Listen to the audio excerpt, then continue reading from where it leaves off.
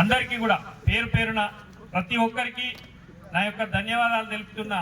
నిజంగా డ్రగ్స్ గురించి నేను ఈ రోజు కాదు, అంటే ఒకసారి మేము కొత్తగా అంటే 19లో ఎలక్షన్స్ అయిపోయినాక మన పోలీస్ స్టేషన్లో మీటింగ్ పెట్టినాం. సార్ ప్రతి ఊర్లో గంజాయి దొరుకుతుంది, దాన్ని దొరకబట్టాలి, కొంచెం ఊర్లలో లేకుండా వేయాలని పోలీస్ స్టేషన్లో మీటింగ్ పెట్టి ఫస్ట్ టైం నేను సర్పంచ్ అయినాక ఆ విషయం మీదనే మాట్లాడిన స్టేషన్లో. దొరుకుతుంది అంటే ఒక రోజు ఒక అబ్బాయి మన దగ్గర దొరికిండు. ఎంత సింపుల్ అయిపోయిందంటే మనకి అసలు అంటే ఆల్కహాల్ కానీ గంజాయి కానీ దొరికితే వాళ్ళు పోలీస్ స్టేషన్లో వాళ్ళని దొరకబట్టినాక ఇప్పుడున్న ఎస్ఐ గారే దొరకబట్టిండు, తీసుకుపోయిండు.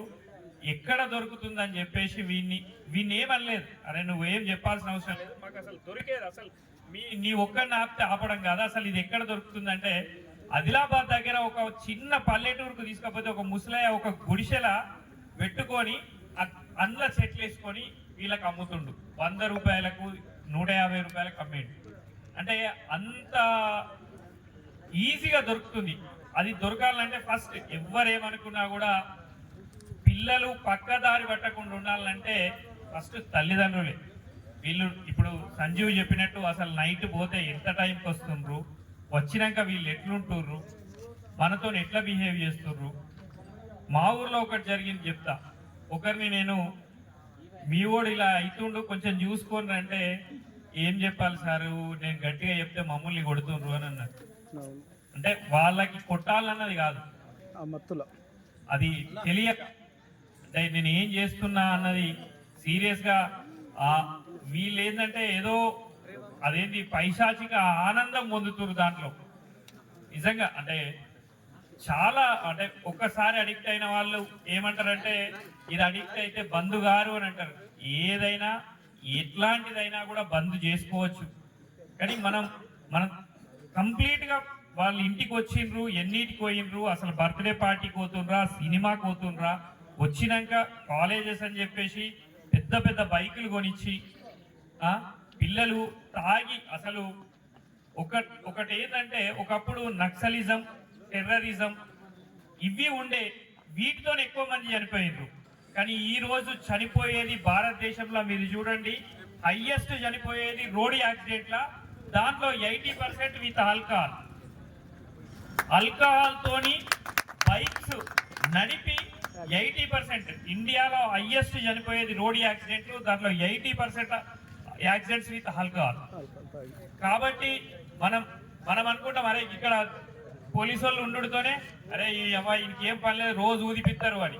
కానీ ఆ ఊదిపిచ్చుడు అనేది సీరియస్గా ఇంకా పెంచాలి. ఇంకా పెంచి కొంచెం భయం అన్న, అరే బయటకు వెళ్ళేటప్పుడు తాగిపోవద్దు, ఇంట్లోనన్నా తాగాలన్న భయం అన్న ఉంటుంది. మనం అసలు దాన్ని ఇంకా ఎంకరేజ్ చేయాలి. అది అసలు మనం తల్లిదండ్రులు కూడా బయట ఆల్కహాల్ టెస్ట్ జరుగుతుంది అంటే దాన్ని ప్రోత్సహించాలి. చాలా వరకు మనం తల్లిదండ్రులు జాగ్రత్తగా మన మీద ప్రత్యేక దృష్టి పెట్టి కొడుకు అడగంగానే పెద్ద పెద్ద బైకులు కొనియడం, డ్రెస్సులు కొనియడం, వీటితో పాటు అరే నీకు ఇవన్నీ కొనిచ్చినప్పుడు మేము చెప్పినట్టు వినాలి అనే ఒక కండిషన్ పెట్టి రోడ్డు మీదకి తోలేస్తే ఇన్ని సంవత్సరాలు పువ్వులలో పెట్టుకొని పెంచుకున్నాడు, ఒక 20 సంవత్సరాలకు 18 సంవత్సరాలకు మమ్మల్ని పోషిస్తాడు అనుకున్నాడు చనిపోతే వాళ్ళ బాధ వర్ణనాతీతం. మీరు చూడండి ఎక్కడైనా అట్లాంటి వాళ్ళు ఇప్పుడు చిన్న ఏజ్లో చనిపోయిన వాళ్ళు ఊర్లలో కొందరు ఉంటారు. వాళ్ళ తల్లిదండ్రులను చూడండి, వాళ్ళని చూసి ఒక్కసారి మనం బైక్ ఎక్కినప్పుడు మనం ఎంత స్పీడ్ పోతున్నాం, ఎంత స్పీడ్ పోవాలి. ఒక్కొక్కసారి అయితే వీళ్ళు తాగిన వాళ్ళు ఏమిటి అసలు ఏ సంబంధం లేని రోడ్డు మీద వాళ్ళు యాక్సిడెంట్లు అయి చచ్చిపోతున్నారు. కాబట్టి ఇదంతా కూడా మెయిన్గా మన ప్రాణాలు కాపాడుకోవడానికి మన తల్లిదండ్రులకు కూడా అందరు కూడా ఆలోచించి మనం కూడా రోడ్ ఎక్కినామంటే చాలా స్లోగా మళ్ళీ డోంట్ అది వస్తుంది కదా మనకి add, don't mix with alcohol and drive అని, అది కూడా డ్రంక్ మిక్స్ విత్ ఆల్కహాల్ అని అది కూడా ఫాలో అయ్యి అసలు ఆల్కహాల్ తీసుకున్నప్పుడు తీసుకోండి తక్కువ అట్లా, కానీ బైక్ ఎక్కకండి. ఇంకొకటి అరే నేను బాగా స్టైల్ గా నడుపుతాను ఒకటి వెనక కూర్చుంటూ పెట్టుకుంటాడు, వాడి చేయబట్టి కూడా ఇద్దరు ప్రాణాలు పోతాయి. కాబట్టి ఈ గంజాయి కానీ వీటిని మనం ఇంత మీరున్నారు అవేర్నెస్ మీరు తప్పనిసరిగా మీ అంటే ఈ ఏజ్ లో మీకు ఈ